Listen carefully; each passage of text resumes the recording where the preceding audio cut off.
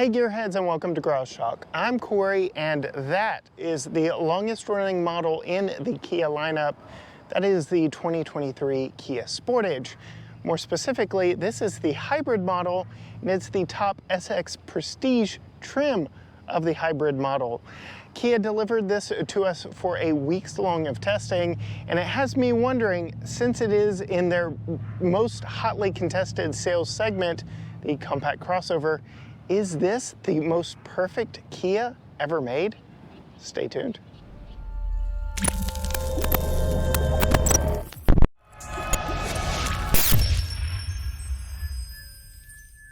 All right, Gearheads, like I said in the intro, Kia delivered this Sportage to us for a week's worth of testing. We've been living with it for a week, and being that it is in the most hotly contested sales segment, the compact crossover, yes, we have one in our own garage that we can compare it to in a 2014 Jeep Cherokee. This thing is really, really good, and had me asking that question in the intro, is this the most perfect Kia ever? And the short answer is no, it's not. There are some major qualms I have with this, but it is really, really close to perfection. And Kia could just make some tweaks, make it really good. But let's take you on a quick tour of this one, and since I have the hood up with the prop rod, let's talk about what motivates this one. I did mention this is the hybrid model, hence all the orange high voltage electrical work underneath the hood here. But this uses Kia's 1.6 liter turbocharged 4-cylinder mated to a hybrid electric motor and a lithium ion battery. This actually gets a geared automatic transmission, so no eCVT like some of the competition does. This has a tried and true 6-speed automatic. This one is also all-wheel drive, so it puts power down to all 4 wheels. Actually, it does have a mode in there where you can lock it into all-wheel drive, kind of lock that center diff if you really want to call it that. So you really can make this an all-weather machine. In driving, it's been really good. We'll talk more about what it is really like when I'm actually driving it and behind the wheel. Closing the hood, you can really take in the very unique styling of the Kia Sportage. It looks like nothing else in the segment. Some of its peers, its competitors, would be the Chevy Equinox, GMC Terrain, the Buick Envision, the Toyota RAV4, the Honda CR-V, you know, those types of vehicles. This thing looks like none of them. Kia really went bold with their design, and I think it pays off here. You can see some familial design elements in this, more so in the rear than up here in the front, because this really does have a unique, even for Kia, front end on it. You get that new Kia corporate logo that many mistake for a K and an N. I think it looks like 9-inch nails, but I think it works very nicely once you get used to the fact that it actually says Kia. But we get these kind of boomerang-like LED running lights that give it a very distinct look traveling down the road. You can see these 3-line LED turn lights, LED headlights, LED fog lights, LED all the things up front here. And it is a rather sleek overall design, very curvaceous, while also being angular, if that's even possible. We do have the optional shadow matte gray paint on this one, which really also makes it stand out versus its competition. Not many or any other compact crossovers are doing matte gray paint. I think the whole Hyundai family of brands is really leaning into that. This is the second Kia we've gotten with a matte gray paint, and the third or fourth Hyundai Motor Group product that we've gotten with matte gray paint. So they're definitely leaning into it, and I'm here for it. It does help show off some of the angular lines on this, as well as some of the sleek curves. So we have this very sharp angle here on the hood that really sets it apart from the top and the sides, but then we have that very curvaceous nose. So again, the very unique look of this Kia.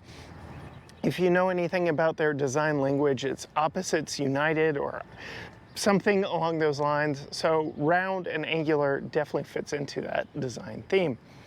Us having the hybrid SX Prestige model, we get these wheels. They are kind of a matte gray finish themselves. They match the body color quite nicely.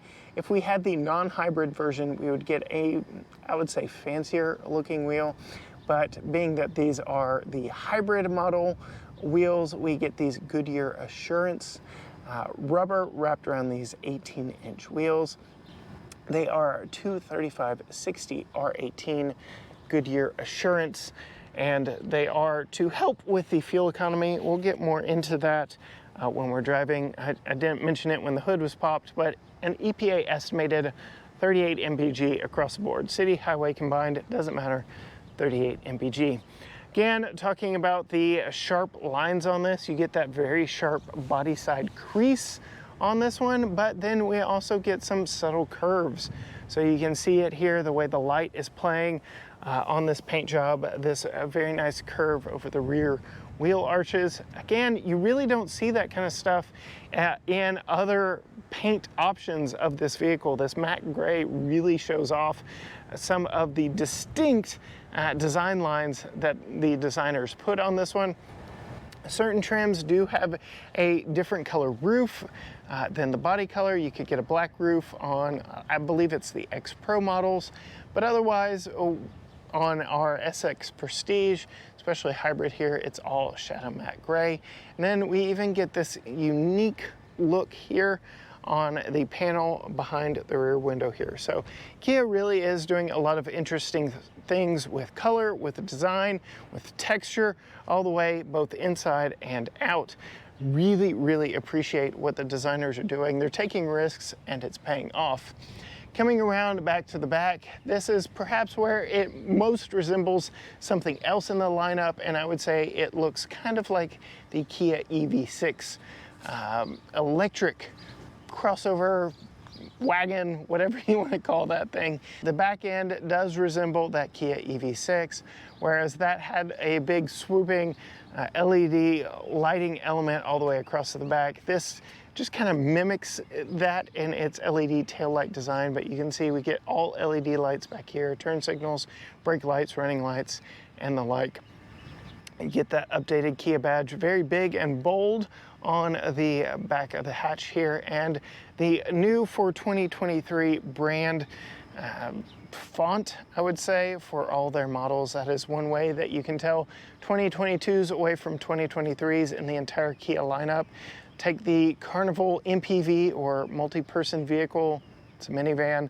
The 2022 models had a script, whereas all 2023s are getting kind of this new blocky font to name the vehicle on the back. Now, it's not going to work for me because I have the vehicle on an accessory mode, but this does have the proximity key with the smart tailgate to where you can just stand behind the vehicle when it is locked. It'll beep at you a few times and that hatch will open, but like I said, I do have the vehicle in accessory mode, so we'll open the hatch the good old-fashioned way. You can see it has a massive cargo area back here. We'll put the official number on the screen here so you can see just how much room really is back here. I'm impressed as somebody who drives a compact crossover. Yes, I know the Jeep Cherokee famously was designed more for off-road prowess than interior packaging. They even did a mid-cycle upgrade to give more interior room than what we have in our 2014 model. But this thing is like stepping up to a whole nother size class. This really is a huge cargo compartment. I really like how you can fold the 60/40 split rear seat down from back here. I've got Tucker's car seat in on the passenger side, so I'll show you here. It is a 60/40 split bench, but the 60% is on the passenger side. So again, having Tucker's child seat in place really means we're only able to fold down that 40%. But you can see it folds down rather quickly by pulling that latch right there. And if Tucker's car seat wasn't in place, I could fold the whole thing down. It is actually sitting up a little higher. It folds more flat than that. We do have a 12-volt power outlet back here, cigarette style, 180 watts. So you can power a little bit of a tailgate back here depending on what it is that you're attempting to run. We do have the optional cargo mat back here, which hides the handle for the underfloor compartment, which does have a temporary use only spare back here, and our optional cargo net.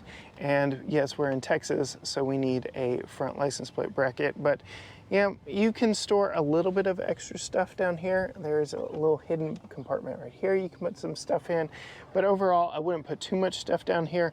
Maybe some jumper cables or something like that, because you wouldn't want it really rattling around. But that is the rear hatch, and you can see the close button for the rear hatch is up here on the hatch itself, which if you are vertically challenged may be a little bit of an issue, I would say.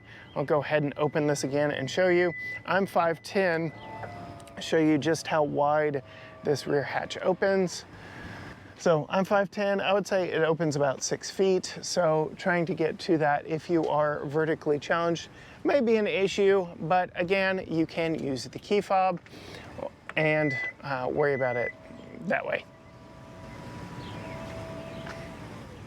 Speaking of the key fob, it is a rather large Kia key fob. It's the older style unit. The new Tellurides are getting a newer unit, but yes, it's the detonator style. I really like it because to lock it, you do it like that. It is a proximity key, but you can do so much stuff from this key. First, I want to show you, just because I have it out, how the smart key access works back here. You come up close, you can just have this in your pocket or your purse.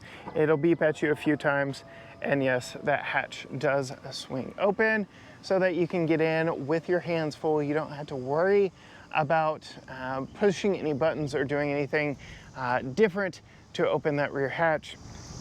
And then you do have the buttons here on the side where you can actually close that, like I said, if you can't reach the button up top. You had to hold it to close it, and it'll beep at you a few times. I guess you had to hold it to close it all the way, so very interesting there. So yeah, let's open it, and now we're closing it. So you'll learn on the fly here a little bit with me. So there is that. You have lock and unlock here on the side, as well as panic and a release for the actual physical key. I'm gonna lock it, I'm gonna remote start it, which you also do by holding it. And because this is the hybrid, not a lot of fanfare when it actually starts up, but you have these two buttons here, which are the smart parking system. So you can actually move the vehicle forward and backwards without actually being in the vehicle. So if somebody parks too closely to you, or you're in the garage and you just need a little bit more room to get in and out, this thing will actually move forward and back a full parking space so that you can get in or out of the vehicle depending on whatever the situation is. But you can see from right there, no, there is nobody in the vehicle. It's actually moving itself. And I don't know if you noticed that when it started moving, it actually straightened out the wheels for me so that it would pull completely straight instead of driving at an angle. And now you can hear, since the engine is not actually on, there is actually a pedestrian noise maker on this one for when it is backing up. And lets pedestrians who may not see the vehicle know that, hey, this vehicle's backing up. Anyway, that is a proximity key. There is a button on both of the front doors, but not the back doors, so you can lock or unlock it. I guess I locked it the first time from the door handle, and then you can get inside without even needing that key. And you can see we have the optional window sticker, says black interior, but my eyes tell me that is not a black interior. That is a red or terracotta. Very interesting look. It's not full on red. We do have a two-person memory seat here for the driver. Interesting texture here. Not quite metallic, not quite carbon fiber. Just an interesting look here. You get your mirror controls, your lock, unlock, your window controls. The front two are automatic, the back two are not. Window lockout. And then a little bit of storage here, a little bit of storage down here. And yes, we do have a Harman sound system on this one. Do get a multi-position driver's seat with lumbar on this one, there is the seat design, but I'm gonna go ahead and hop in and get away from all the noise of the roofers that are here in the neighborhood. And I'm actually going to push and fire this thing back up. So we've got a lot to cover in here. I'm gonna work my way from left to right in here. So we have our hatch button, our brightness of our gauge screen up here, traction control off, battery button, electronic park brake, and a very interesting design here on the HVAC vent. Up here we do have our light controls on this stock. I'm going to go ahead and put it back to auto, but we do have those LED fog lamps. We have our wiper controls here, front and rear. And then we have two digital gauge screens up here. One, I guess, for the actual gauges, one for the infotainment. And they are slightly curved, so it gives you a nice glare-free viewing experience, I will say. You can see from here, I am currently on what looks to be an old-time Casio design with the screen, because I am actually in eco mode. There is a little knob right here to change into different drive modes. So we can actually go into sport, which does give you an actual tachometer versus the eco mode's power meter, which I prefer having an actual tach. It's a thing. We can go over here to smart, which would actually learn how you drive over time. We don't have vehicles long enough for it to actually do that. Plus we only have one key, so it wouldn't know the difference between my wife and I. And then we can turn it down here to snow, which also gives you a tach. No fancy animation swapping between smart and snow here, but that just allows it to hold revs a little bit longer as you drive through slick, icy, snowy conditions. You can see we've put nearly 100 miles on this. It has been entirely city driving. We've dropped Tucker off at day camp a couple times. We are getting 29 mpg, which is significantly less than the 38 mpg across the board that is on the window sticker. So that is my first little complaint about this being the quote-unquote perfect Kia. Can't even hit that window sticker number. 29 is not bad, especially again in the driving conditions that we've been in. It's just not the 38 that is on the window sticker. Something's going on there. We do have multiple different things we can read out here on the front from your driver assistance, all your different drive modes. You can do a speedometer there as well. You have your turn-by-turn directions and then vehicle information. I really like this screen because it shows where it's putting the power down.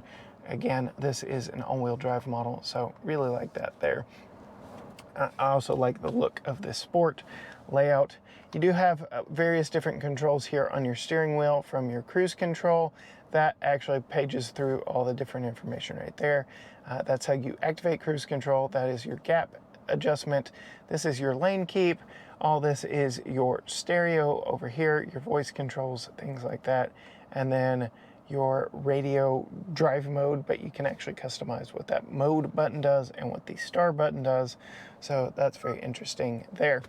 Over here we get a large touchscreen infotainment. Works quick, it's rather snappy. If you've been in any modern Kia, you know that it works really well. But another gripe that I have, we have a Qi wireless charger down here, but no wireless Apple CarPlay and Android Auto. Kia, Hyundai, Genesis, they only do it in their lower trim units with their smaller infotainment screens. Their large infotainment screens always use wired Apple CarPlay and Android Auto. What's even more curious is it uses a USB-A.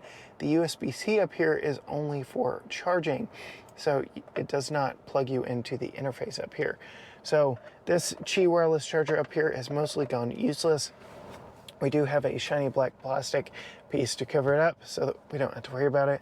Another small gripe I have are the heated and ventilated seats. It is hot, it is summer here. I want these just to stay on every time I turn the vehicle off and back on. I want them to remember where I had them left.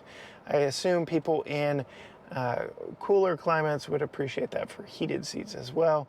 Just a small nitpick. I do believe Kia could probably fix that with software, but still to this day we don't.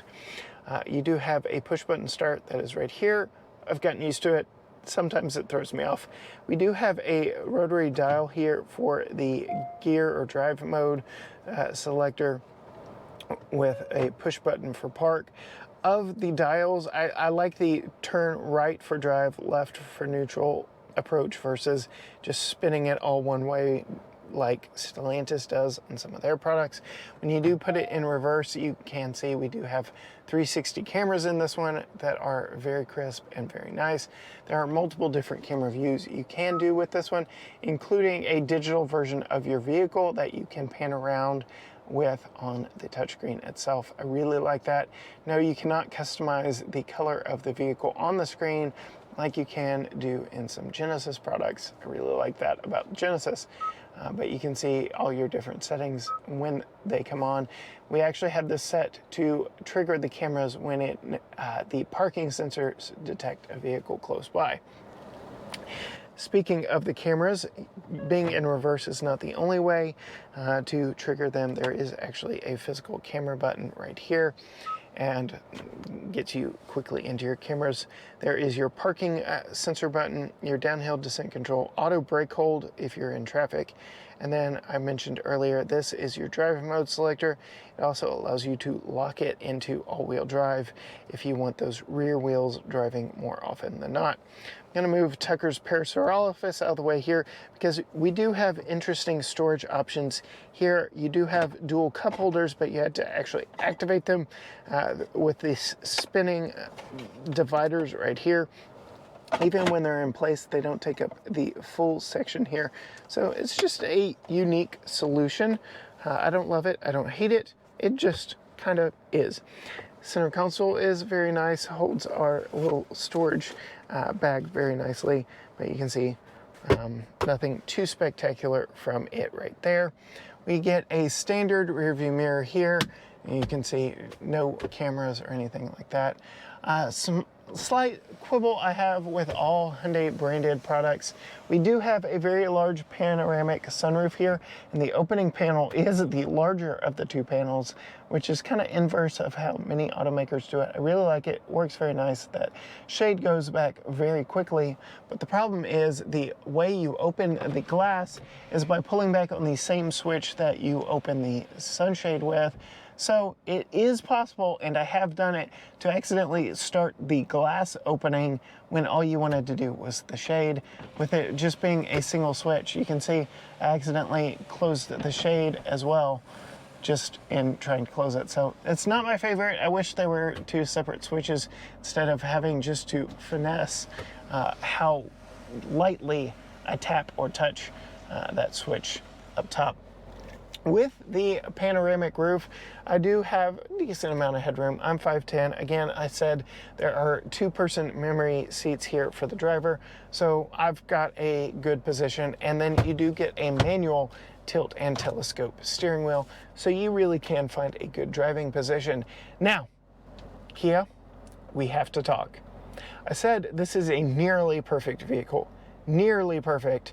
I've already laid out all of my small, and I mean they are small, problems with this vehicle, but I have one gaping, massive, utter disappointment with this vehicle. I don't understand how you made this in one of your more popular vehicles, how you could actually get away with this, and how you haven't already fixed it. And that is the HVAC controls and the climate controls. We have seen this in the Kia EV6. We've tested it in both EV6 models we've had. This is the first Sportage we've had for any length of time. I've tested a few very short term, but living with this is annoying. Okay, I've been in two other models that have this. This needs to be fixed immediately. And some of you may be wondering what on earth I'm talking about. Well, you can see right here, I have dual zone climate controls. That's nice. I've got dials here that change the temperature control for that dual zone climate. That's all well and good. All these touch controls work rather nicely, and they're quick and snappy. That's all well and good. I even have driver-only air conditioning, so I don't have to waste fuel or energy cooling off the entire vehicle. I really like that. that's nice. This little panel right here is always quick access climate buttons here. So I like that as well. But what's this right here? This allows you to go to your radio controls, your infotainment controls, only temporarily. You can see it's already gone back to my climate controls. So when you start the vehicle up, if the volume is too loud, you have to hit that button before you can actually turn down the volume or turn it off completely. And if you're driving in traffic, you have to find that button, hit it in order to do anything with your infotainment. And if you take too long, it goes back to climate. Why? Why? So if I am looking where I'm going, doing what I should be doing, hit this button, look up because something's going on in traffic, come back down here, oh, my media button's gone, or whatever I was going for is gone. Why, Kia? Why? Why did you over-engineer something that needn't be over-engineered? Why did you over-engineer something that we use constantly? We're always adjusting HVAC controls. We're always adjusting the volume. Yes, I know there are steering wheel volume controls. That's not as quick as turning a dial. Like, why? Just why? Okay, mini rant aside, I'm going to talk about another thing I absolutely love with this vehicle. It's actually running right now, but the engine's off. I like that a lot. I showed you earlier the 60/40 split bench rear seat. I'm going to go ahead and fold that back up and show you this is a reclining seat. That's its most upright position, but that is not what I love so much about the back seat. There's so much room back here. This is a very large, ample backside here on the Kia Sportage. I'm going to go ahead and climb in, pan around to me because I did show you this is an upright seat in its current position. I do touch my head a little bit here thanks to the panoramic roof, but the handle is down here over my left hip and it does allow me to recline very nicely. So now I've got plenty of room. I'm very comfortable. I have a very nice view of the panoramic roof in front of me, and you can see I've got plenty of legroom behind myself at 5'10". I think Tucker actually has more room in his child seat in this than in the Chrysler Pacifica minivan we took on a road trip last week. I'm just thoroughly impressed with how much room is in this vehicle. Again, it feels like a whole size class up from our 2014 Jeep Cherokee that's in our driveway. We do get air vents on the back of the center console here, not in the roof. Tucker's even commented on that. I think he's just been doing this with us long enough that he is slightly partial to that. But yes, it would be nicer if those were in the roof. You had to go up to Sportage or Telluride, I believe. Telluride is the one that actually gets that. On the backs of the front seats, we do get mat pockets on both front seats. They are hard plastic down here on the bottom. They are synthetic leather, I'm sure, up here. You do get USB-C power in the side, as well as either a back hook or you can wind your USB-C cord up right here when it's not in use. I really like that. I wish they would do like some other automakers have done and sew a little device pocket in here, just a smaller overall pocket. But again, controls back here for your vents for the HVAC and a little storage pocket back there. We do have a fold down center armrest with 2 cup holders. It doesn't go all the way to the seat. That is also a nice touch. So overall, very nice. If you want to see what it's like installing Tucker's child safety seat in this, be sure and subscribe, follow the channel, because Holly will be behind the wheel and we always install Tucker's child safety seat in every vehicle that we test long-term here. But otherwise, a very nice, very comfortable back seat here in the Kia Sportage. Sure, I would love roof-mounted vents. Sure, I would love some sunshades here in the back window. But for $38,000 as this one is spec'd, this thing really is a steal. It gets almost everything right. Except for the HVAC controls and the radio controls. Why, Kia? Why? Let's hop behind the wheel and see how it drives. Getting in, setting off, very simple. Push button start, dial to turn into drive.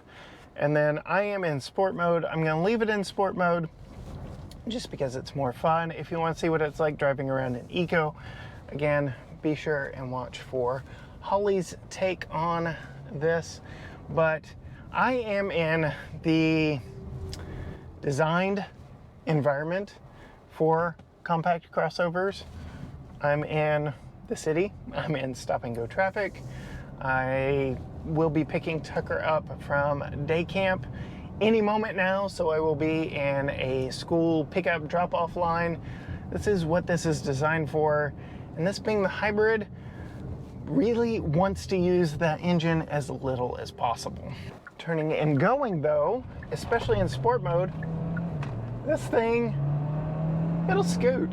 So it does have that instantaneous electric vehicle like torque from the electric motor, and then when that 1.6 kicks in, you can hear it underneath. Being in sport mode, it likes to hold those gears, so it keeps you in the power band.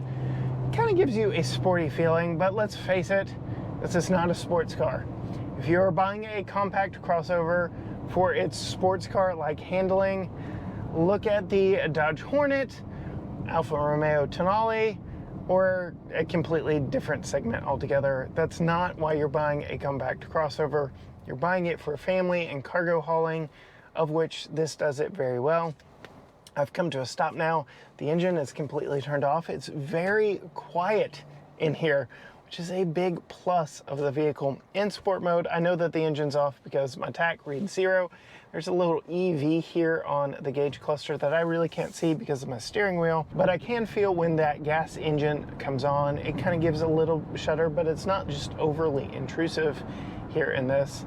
It is a very seamless experience, transition. There's nothing that you need to do to switch between EV mode, hybrid mode, anything like that. You just get in it and drive.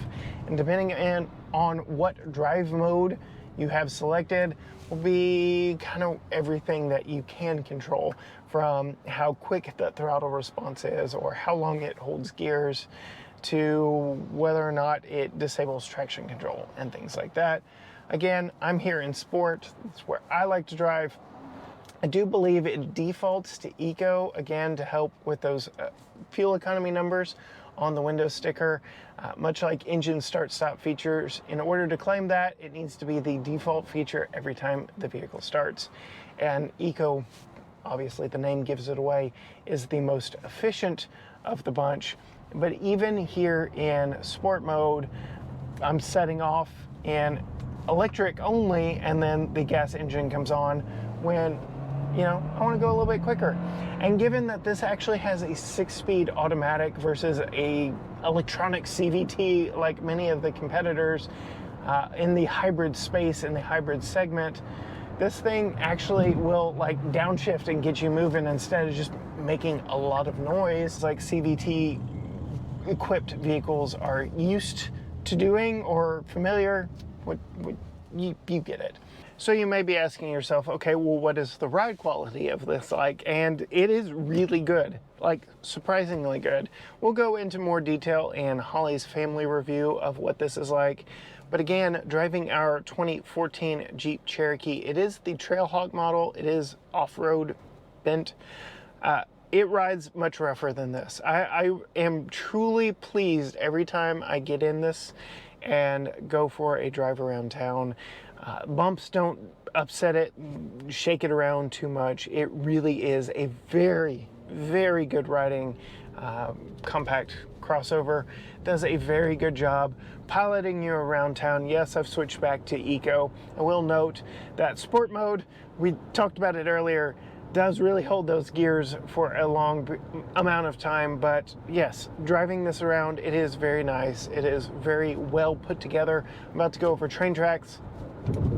Nothing. Like, not much really upsets this. Yes, extremely rough road, rough pavements would, but not in a jarring manner. This really is a good riding SUV above all else. Again, going back to nearly perfect. Nearly perfect. Some other stuff I really like about driving this around are all the driver assistance tech features. So the blind spot cameras, when I put my blinkers on, that show what is in my blind spot, either in the tach or the speedometer, depending on which blinker I turn on. Very nice. If I were to try and merge over with my blinker on, into a lane where somebody's in my blind spot, it would beep at me and give me a little warning. If I'm getting too close to traffic in front of me, it gives me a beeping, a warning, but it's not overly like, oh my gosh, slam on the brakes. It's not overly intrusive. If I'm driving in traffic and I'm just not paying attention at a red light and traffic in front of me starts to move, it gives me a little beep to know, hey, you look, get going. Like, all of its driver warning features are present, but not overbearing. Again, things that this Kia does very well. It really is a good all-around vehicle. I would absolutely buy one of these at $38,000 and some change, because it is very luxurious. It is very nice. It has a lot of the features that I would want. It's nicer than our 10-year-old crossover that cost $42,000 10 years ago. So, like, really good value here in this, because again, ventilated seats, not on our 10-year-old car. Hybrid, not on our 10-year-old car. Tons of room, massive panoramic roof, digital gauge cluster with traffic sign recognition. The lane keep on this is one of the best in the business. If Kia wanted to go full autonomous, I think they could pretty much just flip a switch and be good to go. They are one of the better lane keeping systems in the business. There's that highway drive assist that'll adjust your speed limit based on the traffic sign recognition. There's just so much good in this that it is a shame it's all Let down by this. Why? Why, Kia? Why? And on that note, thank you for watching. If you want to see more from us, you can find us on all social media platforms: Facebook, Instagram, Twitter, TikTok, YouTube. Everything is at GT Garage Talk. Or you can head on over to gtgaragetalk.com, where you can read more about this, many other vehicles we've tested, things I can't remember off the top of my head while driving around here in traffic. You can also hit all those buttons down below, like, comment, subscribe, ring the bell, all the things to let the algorithm know to show you more content from us, because we've constantly got new stuff coming out and wouldn't dare want you to miss any of that. Come right along with us. Again, see our family review of this with Tucker's child seat installation and the like. But until next time, from behind the steering wheel of the nearly perfect Kia 2023 Sportage, until next time, gearheads, bye.